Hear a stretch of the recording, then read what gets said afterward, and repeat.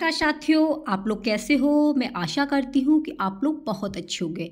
मित्रों, सीटेट 21 जनवरी की तैयारी आपकी बहुत अच्छे तरीके से होगी और इस क्लास में आपके 30 प्रश्न होंगे। आप खुद को जांचेंगे कि 30 प्रश्नों में से आप कितना सही कर पा रहे हैं। और ये क्लास है आपकी सीडीपी यानी कि बाल विकास की, और ये वे प्रश्न हैं जो हर बार आपको परीक्षा में देखने को मिलते हैं। इसलिए इस क्लास को कंप्लीट देखना और अपना स्कोर अवश्य बताना कि आपके 30 में से कितने सही हुए हैं। और इस वीडियो को जितना हो अपने सभी मित्रों को शेयर करना, चैनल को सब्सक्राइब जरूर करना, क्योंकि बात है आपकी 21 जनवरी सीटेट परीक्षा की। इसलिए सभी मित्रों का सीटेट जो है पास हो जाएगा, तो आप लोग जो है एक सरकारी सीट प्राप्त कर पाएंगे। तो जानेंगे कि आखिर में किस तरीके के प्रश्न आयोग द्वारा पूछे जाते हैं।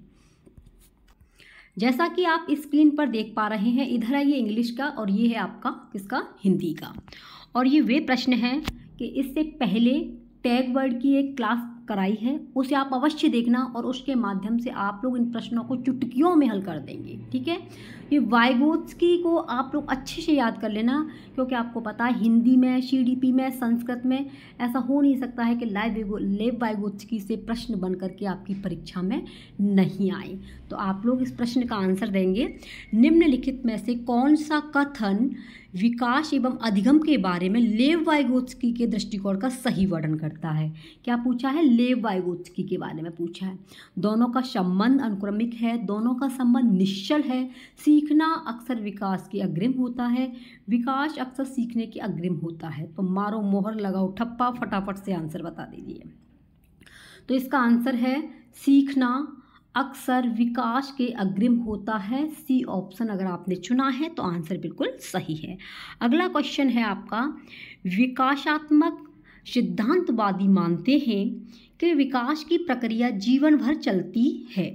इस संदर्भ में से किसकी भूमिका बेहद महत्वपूर्ण है। तो विकासात्मक सिद्धांतवादी ये मानते हैं कि जो विकास है जीवन भर चलता रहता है। तो ये आपको बताना है, आनुवांशिकता, वातावरण एवं अनुभव, विशिष्ट प्रभाव क्षेत्रीय बुद्धि और प्रतीकात्मक बुद्धि। तो मित्रों देखिए, जहाँ भी मैंने आपको बताया था टैग वर्ड में अनुभव आ जाए, ठीक है, क्योंकि बच्चा अनुभव से सीखता है तो वो बहुत जल्दी सीख जाता है। तो विकास की बात हो रही है, बच्चे का विकास अनुभव के द्वारा होगा। तो इसका बी आंसर अगर आपने चुना है तो बिल्कुल सही है। और मित्रों देखिए, परीक्षा के समय जो है समय यानी कि आपका टाइम कम पड़ जाता है, क्योंकि क्वेश्चन लेंथी होते हैं, इसलिए आपकी प्रैक्टिस अच्छी खासी होनी चाहिए। ठीक है, जिससे आप समय पर, टाइम पर अपने पूरे प्रश्न पत्र को हल कर पाएँ, क्योंकि प्रश्न काफ़ी बड़े बड़े आते हैं। तो इसका सही आंसर क्या है, बी। अगला प्रश्न है, विकासात्मक प्रक्रिया में अशांतता के क्या मायने हैं। तो विकासात्मक, विकास की प्रक्रिया के दौरान उभरने वाले नए तरीके जो संसार को समझने में मदद करते हैं। विकासात्मक प्रक्रिया में नकारात्मक विच्छेद, विकास की प्रक्रिया में अधोमुखी गिरावट, विकास की प्रक्रिया में हस्तक्षेप। देखिए, आपके कुछ भी समझ में नहीं आ रहा है और आपने टैग वर्ड देखे हैं। ठीक है, न्यू टैग वर्ड के नाम से जो एक क्लास की है उसे आप अवश्य देखना, नहीं तो डिस्क्रिप्शन में लिंक मिल जाएगी, उसके माध्यम से आप चुटकियों में प्रश्नों को हल करेंगे। आपको कुछ भी ये प्रश्न समझ में नहीं आया, लेकिन आपने सोचा विकास की प्रक्रिया के दौरान उभरने वाले नए तरीके, ठीक है, संसार को समझने में मदद करते हैं।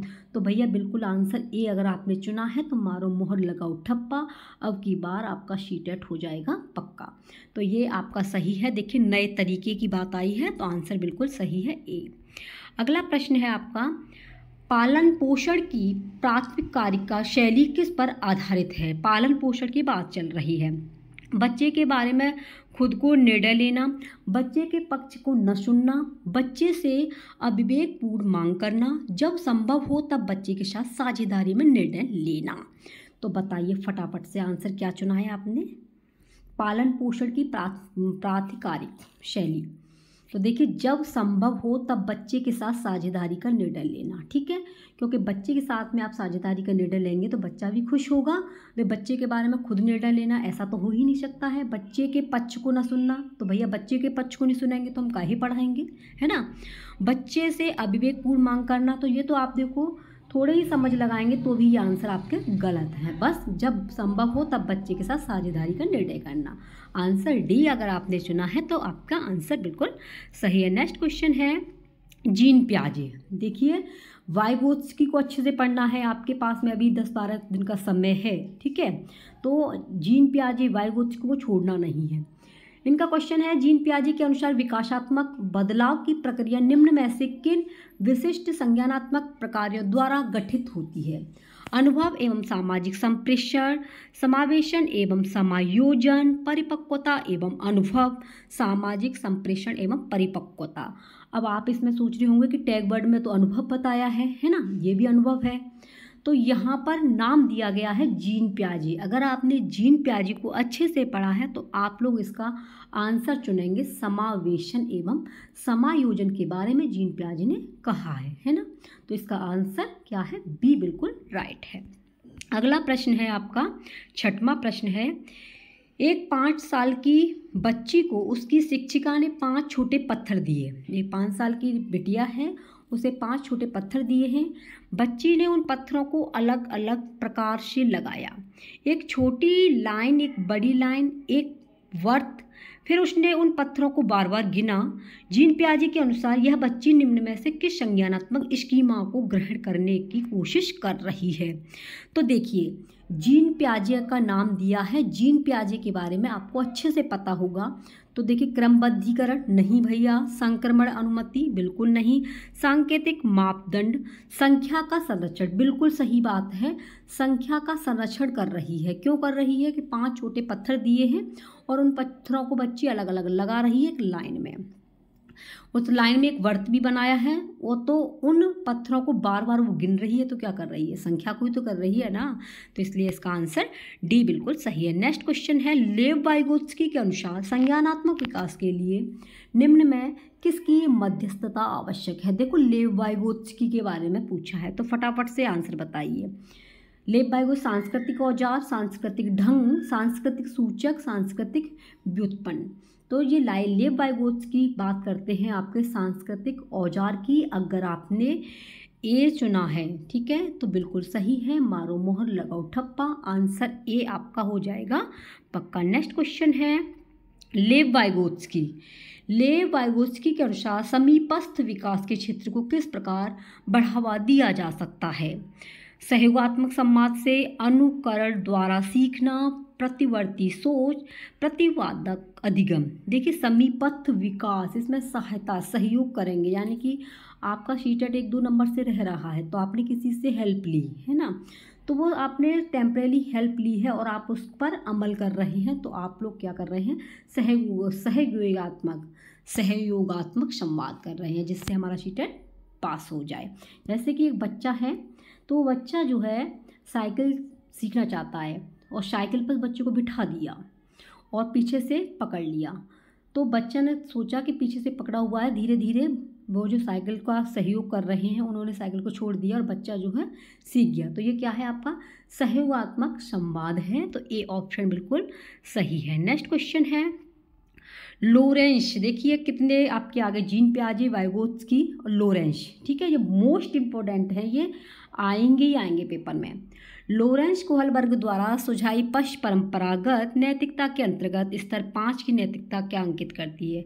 तो इसमें 5वीं स्तर की पूछी है, तो ये बतानी है, मानवता की भलाई हेतु सामाजिक अनुबंधों को स्वतंत्र रूप से निभाना, सामाजिक अनुबंधों के परे जाकर नैतिकता को स्वतंत्र रूप से अन्वेषित करना, ऐसे नैतिक नियमों से प्रतिपादित करना जो आचार संहिता के परे हों, एक अच्छा व्यक्ति के रूप में प्रतीत होने की चाह। तो अगर मित्रों आपने सी ऑप्शन को चुना है तो आंसर बिल्कुल सही है। कौन सा है? सी, ठीक है। अगला प्रश्न है आपका 10वां प्रश्न है, एक प्रगतिशील शिक्षिका को अपनी कक्षा में किस प्रकार का रवैया अपनाना चाहिए? यानी कि एक प्रगतिशील शिक्षिका को अपनी, यानी कि एक अध्यापिका को किस प्रकार का रवैया अपनाना चाहिए? सहानुभूति, नियंत्रण पर परवाह का, सहानुभूति, नियंत्रण एवं अनुशासन का, सहानुभूति, वास्तविकता एवं परवाह का, सहानुभूति, वास्तविकता एवं नियंत्रण का। देखिए जहाँ भी आपको नियंत्रण लग रहा हो फटाफट से काट दीजिए, ठीक है। अब इन सब में तो नियंत्रण है, बचा कौन सा? सी तो बच रहा है, क्योंकि हम अनुशासन और नियंत्रण बच्चे को नहीं रख सकते हैं, वो भी प्रगतिशील शिक्षिका की बात चल रही है, तो यहाँ पर नियंत्रण में तो बच्चे को रखा ही नहीं जाता है ना। और ये मैंने आपको टैग वर्ड में बताई है। तो इसमें आंसर क्या जाएगा, जहाँ वास्तविकता बच्चे को दिखाई जा रही हो, समानुभूति दिखाई जा रही हो, तो वही आंसर आपका सही जाएगा। सी ऑप्शन अगर आपने चुना है तो आंसर बिल्कुल सही है सी। अगला प्रश्न है आपका 11वां, बच्चों की बुद्धिमत्ता का आकलन करने के लिए इंटेलिजेंट कोएफिशिएंट का इस्तेमाल करने के क्या मुख्य सरोकार हैं। तो बच्चे की बुद्धिलब्धि की बात चल रही है।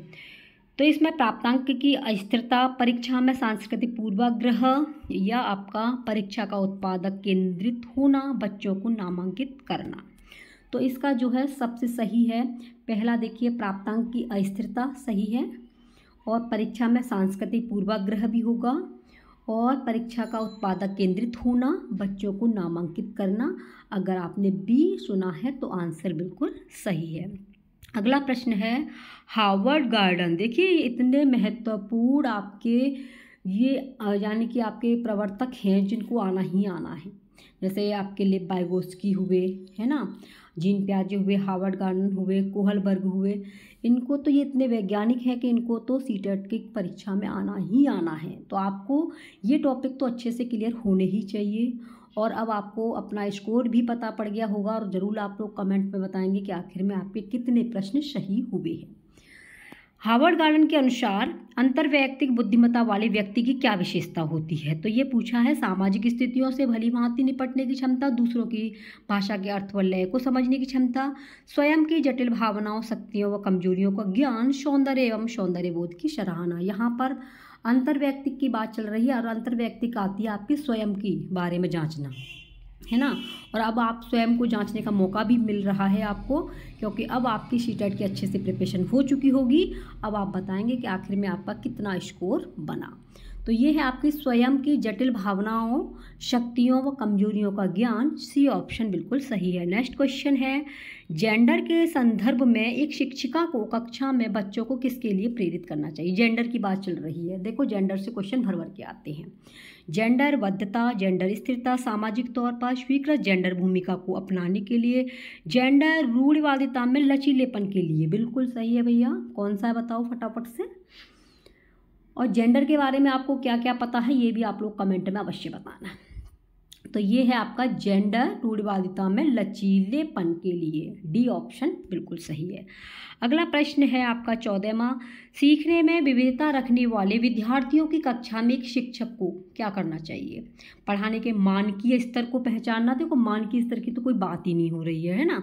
सीखने में विविध गति रखने वाले विद्यार्थियों की भागीदारी के लिए सृजनात्मक तरीके खोजने चाहिए। विशिष्ट उपलब्धि एवं प्रतिविधि कक्षाएं बनानी चाहिए। कक्षा में योग्यता के आधार पर समूहीकरण करना चाहिए। देखो सीटेट में कभी भी बच्चे को समूहीकरण तो बोलते नहीं हैं, पढ़ाने के मानकीकरण है ही नहीं, विशिष्ट उपलब्धि वाली बात है ही नहीं। तो ऐसे प्रश्नों को तो आप अगर अच्छे से पढ़ेंगे तो भी आंसर सही लगा देंगे। देखिए सीखने में विविध आ गया, ठीक है, सृजनात्मक तरीके आ गए, खोजने वाली बात आ गई, तो आंसर तो बिल्कुल सही यही जाएगा ना। तो अगर आपने बी आंसर को चुना है तो आंसर बिल्कुल सही है, ठीक है, बी। नेक्स्ट क्वेश्चन है आपका 15वां प्रश्न है निर्माणात्मक आकलन का प्रयोग मुख्यतः। शिक्षकों को तार्किक आधार पर परीक्षा पत्र तैयार करने के लिए, शिक्षकों को बेहतर योजना बनाने एवं विद्यार्थियों को सहयोगात्मक और गैर मूल्यांकित प्रतिपुष्टि देने के लिए किया जाता है। विद्यार्थियों में परीक्षा देने के बेहतर कौशल विकसित करने के लिए किया जाता है। अलग अलग क्षमताओं वाले विद्यार्थियों की उपयुक्त रूप से पहचान करने के लिए। तो देखिए परीक्षा पत्र तैयार करने की तो बात ही नहीं है ना, आकलन का बात चल रही है ना। विद्यार्थियों परीक्षा देने के बेहतर कौशल विकसित करने के लिए किया जाता है, नहीं। अलग अलग ये क्षमता वाली बात तो है ही नहीं।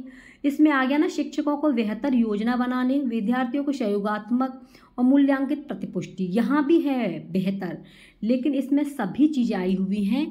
इसलिए इस आंसर से बेटर आपका ये आंसर बी अगर आपने चुना है तो बिल्कुल सही है।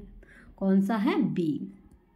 अगला प्रश्न है आपका 16वां है बहुसांस्कृतिक शिक्षा का उद्देश्य क्या है। बहुसांस्कृतिक, एक कक्षा में अलग अलग संस्कृति के बच्चों की समानांतर शिक्षा, एक कक्षा में अलग अलग संस्कृति के बच्चों की सम्यक शिक्षा, स्कूल में खास अवसरों पर अलग अलग संस्कृति का नाच गाना प्रस्तुत करना, अलग अलग संस्कृति के बच्चों के लिए स्कूल में अलग अलग खंड बनाना। तो देखिए एक कक्षा में अलग अलग संस्कृति के बच्चों की समानांतर शिक्षा, ये आंसर बिल्कुल सही है। एक कक्षा में अलग अलग संस्कृति के बच्चों की साम्यक शिक्षा, तो ये दोनों ही आपके सही हैं। आयोग ने दोनों ही क्वेश्चनों के आंसर को माना था, इसलिए आपका ए और बी बिल्कुल सही है। अगला प्रश्न है आपका 17वां, वंचित एवं पिछड़े वर्ग के विद्यार्थियों की शिक्षा में निम्न में से किसका नकारात्मक प्रभाव है। देखिए यहाँ आपको नोट वाला पूछा गया है, नकारात्मक, ठीक है। तो ये बताना है पूर्वाग्रहों का, ज्ञान की स्थानीय संरचनाओं की समझ में अभाव का, अवरोही पाठ्यचर्या, स्थानीय संस्कृति एवं भाषा पर आधारित पाठ्यचर्या। तो देखिए इसमें पाठ्यचर्या तो नहीं है, नकारात्मक प्रभाव की बात चल रही है। तो पूर्वाग्रहों का पड़ता है ज्ञान की स्थानीय संरचनाओं की समझ पर, और अवरोही पाठ्यचर्या का पड़ता है, इसलिए इसका बी आंसर अगर आपने मारा है तो बिल्कुल सही है। अगला प्रश्न है 18वां है, सृजनात्मक सोच को निम्न में से किसके द्वारा बढ़ावा नहीं दिया जा सकता। सृजनात्मक, मूलभूत विचार, अस्पष्टता को स्वीकार कर, अभिसारी सोच, सोच में लचीलापन। तो देखिए सृजनात्मक वाली बात चल रही है, तो ये है आपका अभिसारी सोच। क्या है? अभिसारी सोच, बिल्कुल सही है, सी ऑप्शन बिल्कुल राइट है। नेक्स्ट क्वेश्चन है 19वां, एक गीत विषयक अक्षम विद्यार्थी एक प्राथमिक विद्यालय में दाखिला लेती है, निम्न में से कौन सी पद्धति इस बच्ची के स्कूल में समावेश को सुसाध्य करने में सहायक नहीं होगी। देखिए नहीं वाले प्रश्न को आपको अच्छे से पढ़ना है, क्योंकि यहाँ पर हम जल्दबाजी में नहीं को सही कर लेते हैं तो आंसर हमारा गलत हो जाता है। यहाँ पर नहीं पूछा है तो ये आपको बताना है सही आंसर। विद्यालय के निचली मंजिल पर कक्षा को क्रियान्वय करने का प्रावधान करना, तो ये तो है भैया, है ना। समकक्षों में समानुभूति की भावना, बिल्कुल सही है। आधारभूत संरचनाओं में उपयुक्त बदलाव करना, बिल्कुल राइट है। अक्षमता के प्रति सहानुभूति जताना, ये नहीं हो सकता ना अक्षमता के प्रति, तो अगर डी ऑप्शन आपने चुना है क्योंकि इसमें नहीं पूछा है, तो नहीं के लिए आपका D option is the right. अगला प्रश्न है आपका 20वां, एक सामान्य स्कूल में विशिष्ट अधिगम अक्षमता वाले विद्यार्थियों के संदर्भ में कौन सी रणनीति सुसाध्यक नहीं है। देखो नहीं है ना, नहीं पूछा है। जहां मुमकिन हो वहां अधिगम को विशिष्ट क्षेत्र में छूट, पाठ्यचर्या में विवेक की समायोजन, की गई त्रुटियों पर निरंतर नकारात्मक टिप्पणी, व्यक्तिगत शिक्षा योजना। तो देखिए इसमें नहीं पूछा है ना, तो यहाँ पर अगर की गई त्रुटियों पर निरंतर नकारात्मक टिप्पणी, अगर किसी बच्चे ने गलती कर दी और बार बार पर आप उसे नेगेटिव पॉइंट में लेके जा रहे हो, बार बार पर उसकी गलतियां दिखा रहे हो, तो वही तो गलत है ना।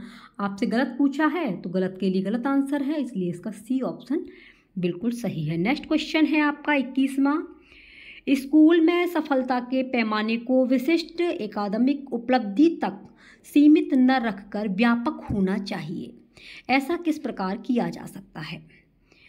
अनुशिक्षण संस्थानों द्वारा प्रशिक्षण प्राप्त करके, सामाजिक संवेगिक क्षमताओं का विकास करके जो शिक्षा का एक अहम अंग है, घर पर की जाने वाली अतिरिक्त कक्षाओं के द्वारा, सिर्फ उन क्षेत्रों पर ध्यान केंद्रित करके जिस पर बच्ची कमज़ोर है।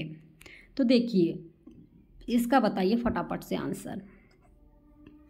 इसका है सामाजिक संवेगिक क्षमताओं का विकास करके जो शिक्षा का एक अहम अंग है, तो यही तो शिक्षा की बात चल रही है ना, तो बी ऑप्शन बिल्कुल सही है। अगला प्रश्न है आपका 22वां प्रश्न है, निम्न में से किस से एक विद्यार्थी की संरचनात्मक समझ एवं स्पष्टता की पुष्टि होती है। दी गई जानकारी को सही रूप में दोहराना, सही जानकारी लिखना, संरचना की परिभाषा को स्पष्ट रूप से याद रखना, सीखी गई संरचना को निजी जीवन में लाने वाली स्थितियों में लागू करना।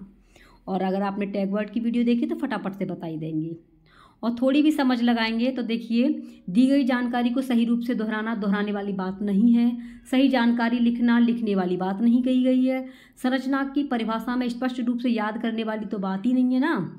सीखी गई संरचना को निजी जीवन, अपने निजी जीवन में आने वाली स्थितियों में लाना, तो इसका आंसर डी बिल्कुल सही है। अगर आपने इसका डी आंसर सुना है तो बिल्कुल सही है, निजी जीवन, ठीक है।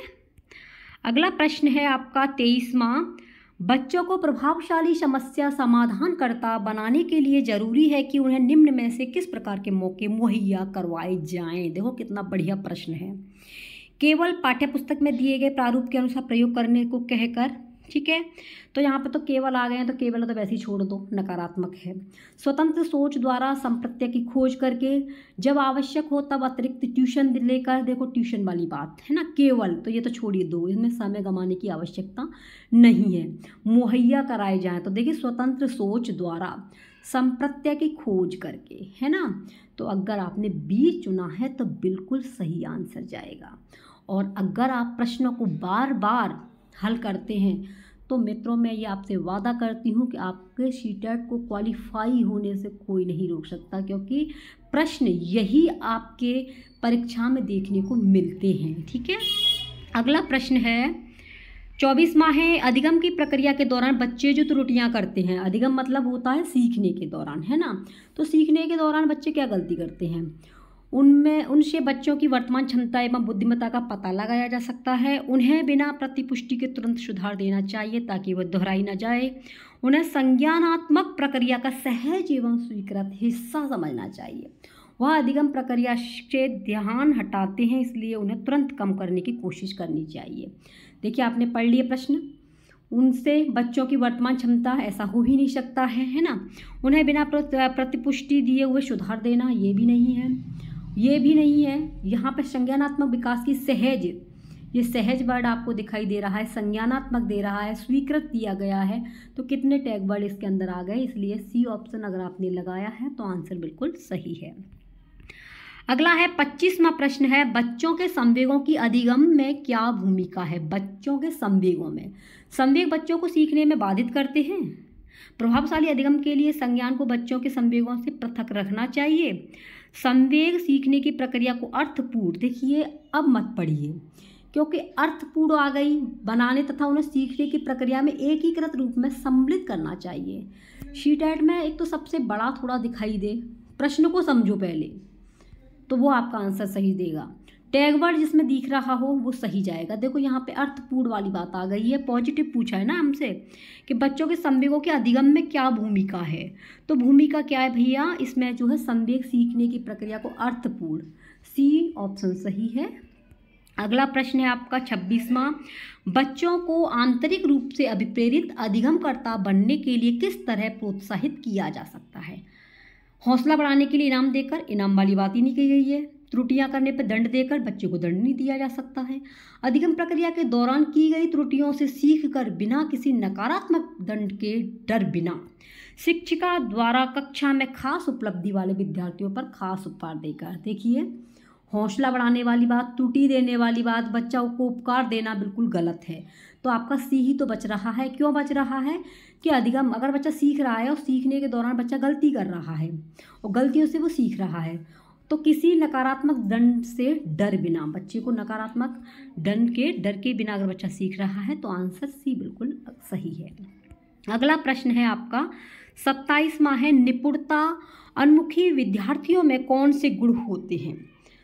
असफलता का न्यून भय क्षमता का वार्धिक दृष्टिकोण, असफलता का अत्यधिक भय क्षमता, अटल दृष्टिकोण, असफलता का न्यून भय क्षमता का अटल दृष्टिकोण, असफलता का अत्यधिक भय क्षमता व वार्धिक दृष्टिकोण। तो देखिए असफलता का न्यून भय यानी कम डर, क्षमता का वार्धिक दृष्टिकोण, ए ऑप्शन बिल्कुल सही है। नेक्स्ट क्वेश्चन है आपका 28वां है, निम्न में से कौन सी प्रक्रिया प्रभावशाली समस्या समाधान में बाधक है। प्रभावशाली, सही स्कीमा को क्रियाशील करना, प्रतिक्रिया अन्वयता, सही समस्या को पहचानना, अन्वेषणात्मक रणनीतियों का समस्या समाधान की सामान्य रणनीतियों का प्रयोग करना। तो इसमें क्या पूछा है कि कौन सी प्रक्रिया प्रभावशाली समस्या समाधान में बाधक है ना, तो आप तो इसे मार देते डी को, सभी ने यही सोचा होगा डी सही है, लेकिन इसमें रुकावट पूछ रहा है, बाधक पूछा है, तो सही, तो ये तो सही है, स्कीमा में क्रियाशील करना है ना, सही समस्या को पहचानना बिल्कुल सही है, भाई समस्या को पहचानेंगे ये भी सही है। हमसे बाधक पूछा है तो ये प्रतिक्रिया अन्वयता, ये यही बाधक है, तो मारो मोहर लगाओ ठप्पा, आंसर बी आपका सच्चा यानी कि सही होगा। इस क्लास का ये सेकंड लास्ट प्रश्न है। कक्षा में विद्यार्थियों में पारस्परिक प्रतिस्पर्धा के लिए प्रेरित करने के कई परिणाम हो सकते हैं। बच्चा के अनुसार निम्न में से कौन से प्रभाव बच्चों के विकास में हानिकारक है? भैया हानिकारक पूछा है ना। इससे कक्षा में विजेता एवं हारे हुए विद्यार्थियों में विभेदीकरण होता है। इससे विद्यार्थियों पर दबाव पड़ता है, वह चिंता का स्तर बढ़ जाता है, उनके संज्ञानात्मक विकास को बाधित करता है। इससे कक्षा में तारक विद्यार्थियों को चिन्हित करने के लिए बढ़ावा मिलता है, जिनकी उपलब्धियों पर स्कूल गर्व कर सकता है। इससे विद्यार्थियों को प्रतिस्पर्धात्मक और बाजार केंद्रित अर्थव्यवस्था में ढलने के लिए तैयार किया जाता है। तो देखिए ऐसे प्रश्नों को आप आसानी से हल कर सकते हैं, क्योंकि इसमें देखिए विभेदीकरण होता है, ये बिल्कुल सही है। जो चारों जहाँ पर आपको दिख रहे हैं तो वही आंसर मार दीजिए। इसका C option is the right. और इस क्लास का ये लास्ट प्रश्न है आपका 30वां। और आप लोग कमेंट में बताना कि 30 प्रश्नों में से आपके कितने सही गए हैं, और अब तक आपके जो है प्रश्न जो गलत हुए हैं वो किस किस टॉपिक से गलत हुए हैं। ठीक है, अगर इस क्लास को आप सपोर्ट देते हैं, प्यार देते हैं, शेयर करते हैं, तो मित्रों आपको हिंदी की, ठीक है, संपूर्ण पेडागोगी, गणित की सारी क्लासें आपको यूट्यूब पर मिल जाएंगी। ठीक है, तो प्लीज़ मित्रों आप लोग इस वीडियो को अधिक से अधिक शेयर करना, क्योंकि बात आपकी सीटेट की है, सीटेट आपको पास करना ही होगा।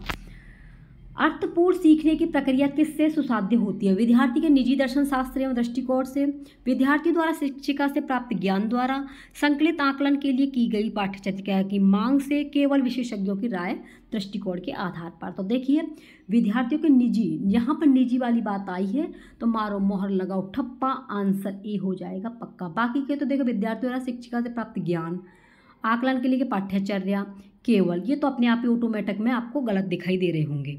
सुसाध्य होती है तो इसका ए आंसर बिल्कुल सही है। तो ये थे आपके 30 प्रश्न। 30 में से आपके कितने सही हुए हैं प्लीज़ आप लोग कमेंट में बताना, और आपको ये क्लास कैसी लगी ये भी आप लोग अवश्य बताना। ठीक है, चैनल को सब्सक्राइब कर लेना। मिलते हैं नेक्स्ट क्लास में, तब तक के लिए आप लोग बने रहिए अपनी आदत के क्लासेस के साथ में। Take care, bye.